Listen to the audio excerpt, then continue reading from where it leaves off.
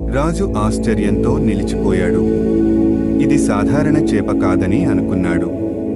అప్పుడు ఆ చేప తన అసలైన రూపాన్ని చూపించింది. అది ఎవరో కాదు, శ్రీ మహావిష్ణువు స్వయంగా మత్స్య రూపంలో ప్రత్యక్షమయ్యాడు.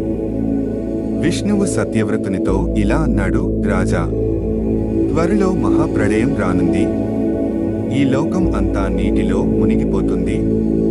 నీవు ఒక పెద్ద నౌకను సిద్ధం చేయి. అందులో సప్త ఋషులను, అన్ని విత్తనాలను, జంతువుల జతలను, మరికొంతమంది మంచివాళ్లను తీసుకుని ప్రయాణించు అని. సత్యవ్రతుడు ఆదేశాన్ని పాటించాడు. కొద్ది కాలంలోనే ప్రళయం ప్రారంభమైంది. ఆకాశం నుండి వర్షం బలంగా కురిసింది. భూమి నుండి నీరు ఎగిసింది.